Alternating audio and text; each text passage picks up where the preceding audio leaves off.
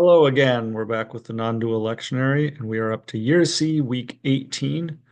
Today's gospel lesson is actually for Luke chapter 15, and it's the parable of the prodigal son. And before I turn to that, I actually thought I would take a pause for a moment and kind of assess where we're at as we've been going along. Um,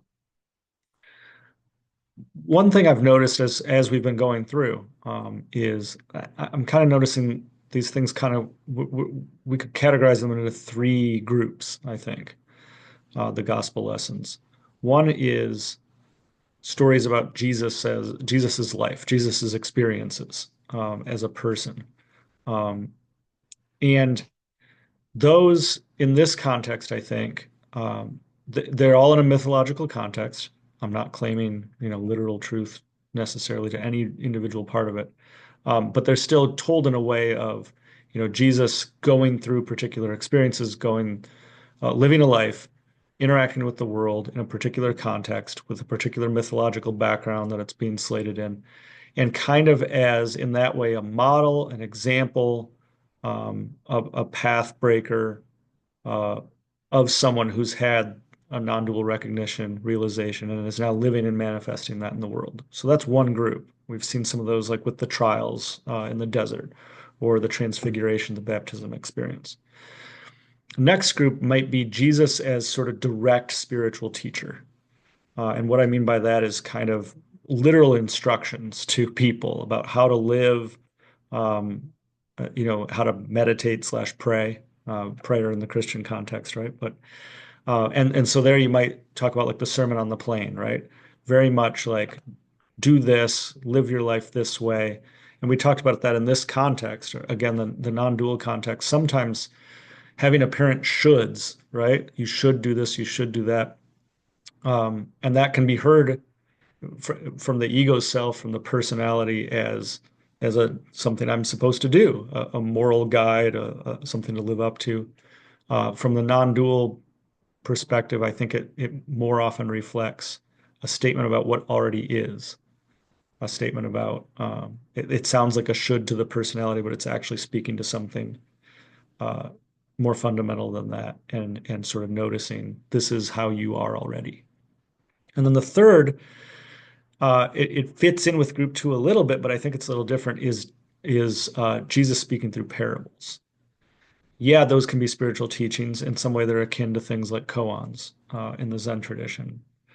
But they're not direct teachings. They're not do this or live this way. They're stories that can evoke things about like, oh, I should live this way, or this is the way the world is, or this is the way the universe is, this is the way the divine is. And divine, God, I think in the non-dual sense is often a word that we put onto something like true nature, fundamental reality, that kind of thing. So just noticing those three groups, right, and the different things we tease out. A couple big principles we glean from that. One is that should doesn't necessarily mean try to be this way, right? Sometimes it's sort of impossible. Sometimes, as we talked about, it's impossible, I think, for the small self to actually carry out those apparent shoulds, and it's more an evocation of something that already is that. And then another things that seem to be talking about the exteriors, about something out there in the world. I think a big key is bringing that also to the interior, that it's something about what's going on inside. So just a few of those things. And then today we've got the parable of the prodigal son, a classic parable that's not just in Christianity, but it's in the culture at large, and so many interpretations, so many stories about this and commentary on it. And so I'm going to endeavor not to repeat all of those things. I'll hint at a couple things I've heard elsewhere, and then maybe talk just a little about what else we might get. But this is one of those where I think some of what is kind of conventionally said is not that bad. And it does get at that sort of fundamental recognition that we might take from a non-dual perspective. But let's first take a look at it. And again, today's gospel reading then is from Luke chapter 15, verses 1 through 3 and 11b to 32. Now all the tax collectors and sinners were coming near to listen to him, and the Pharisees and the scribes were grumbling and saying, "This fellow welcomes sinners and eats with them." So he told them this parable. There was a man who had two sons. The younger of them said to his father, Father, give me the share of the wealth that will belong to me. So he divided his assets between them. A few days later, the younger son gathered all he had and traveled to a distant region, and there he squandered his wealth in dissolute living. When he had spent everything, a severe famine took place throughout that region, and he began to be in need. So he went and hired himself out to one of the citizens of that region, who sent him to his fields to feed the pigs. He would gladly have filled his stomach with the pods that the pigs were eating, and no one gave him anything. But when he came to his senses, he said, How many of my father's hired hands have bread enough to spare? I am dying of hunger. I will get up and go to my father, and I will say to him, Father, I have sinned against heaven and before you. I am no longer worthy to be called your son. Treat me like one of your hired hands. So he set off and went to his father. But while he was still far off, his father saw him and was filled with compassion. He ran and put his arms around him and kissed him. Then the son said to him, Father, I have sinned against heaven and before you. I am no longer worthy to be called your son. But the father said to his slaves, Quickly, bring out a robe, the best one, and put it on him. Put a ring on his finger and sandals on his feet. And get the fatted calf and kill it, and let us eat and celebrate. For this son of mine was dead and is alive again. He was lost and is found. And they began to celebrate. Now his elder son was in the field. As he came and approached the house, he heard music and dancing. He called one of the slaves and asked what was going on. He replied, Your brother has come, and your father has killed the fatted calf because he has got him back safe and sound. Then he became angry and refused to go in. His father came out and began to plead with him. But he answered his father, Listen, for all these years I have been working like a slave for you, and I have never disobeyed your command. Yet you have never given me even a young goat so that I might celebrate with my friends. But when this son of yours came back, who has devoured your assets with prostitutes, you killed the fatted calf for him. Then the father said to him, Son, you are always with me, and all that is mine is yours. But we had to celebrate and rejoice, because this brother of yours was dead and has come to life. He was lost and has been found. So right at the outset, there's uh, the kind of one of the conventional stories, right, is that this begins with Pharisees and scribes, which again are the sort of the traditional religious and cultural leaders, right?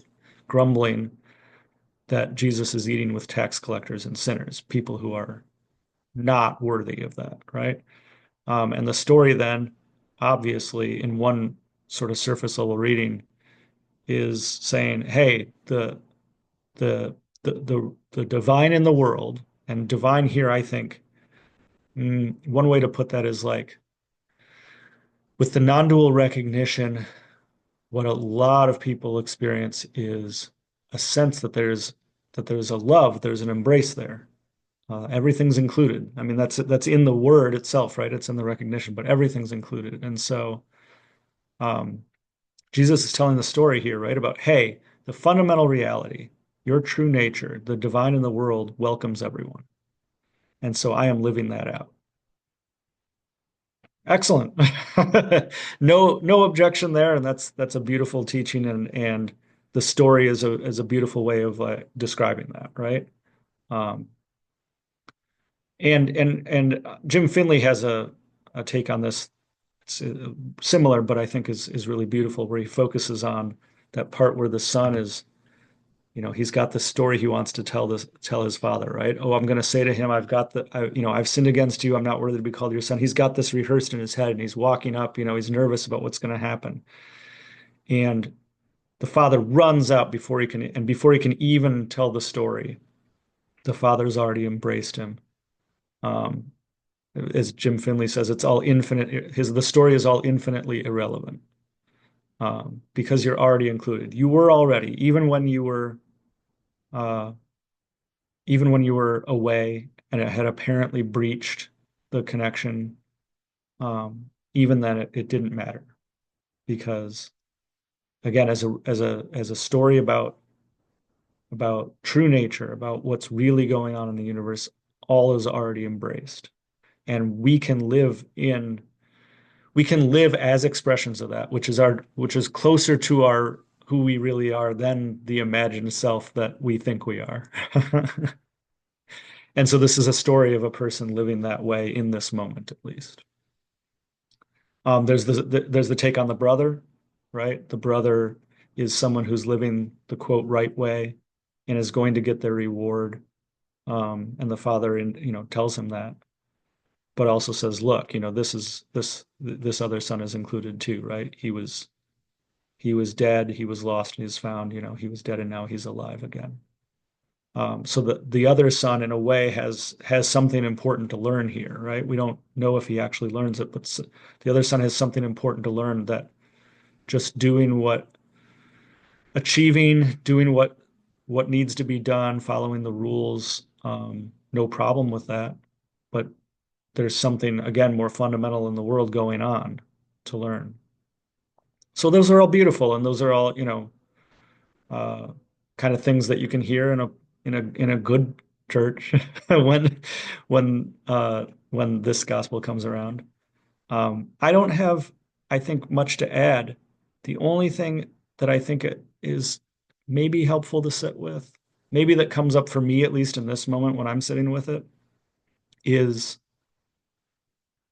again, Alan Watts puts a good spin on this about talking about, that the idea of, of all of us as expressions of the universe, of the waves being the ocean, right? Inseparable from the ocean. Um, but again, like we don't, a lot of us have the sense, I think, through conditioning or anything, there's a cultural kind of common understanding that we kind of come from somewhere else into the world. We aren't of the world. We operate on it. Um, but it's kind of plain, and I do think the non-dual recognition gives us a direct experience of this, which is we actually come out of the world, and not even out of, right? We are like trees growing in the ground, in that we're inseparable. We're expressions of the universe, just like a wave is an expression of the ocean. And so then every character in this story is an expression of the universe, an expression of my true self, your true nature, my true nature, because more fundamental than the apparent personality I am is that I am an expression of the universe, just as you are an expression of the universe over there. And again, that's not something to agree with or believe, because even the belief and the agreement and the statement, oh, that's great, I think that's true, can actually get in the way, because it gives us like, oh, I have it, I understand it now, right?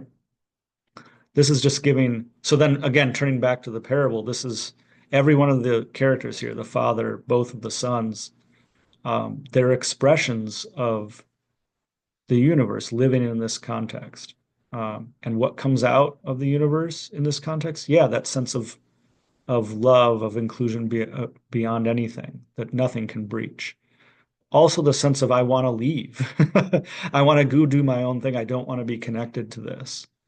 And that even doing those things is not breaching, it's not stepping outside of being an expression of the universe, because that is your true nature that you can never leave. Then there's the person following the rules, trying to achieve. That person is an expression of the universe.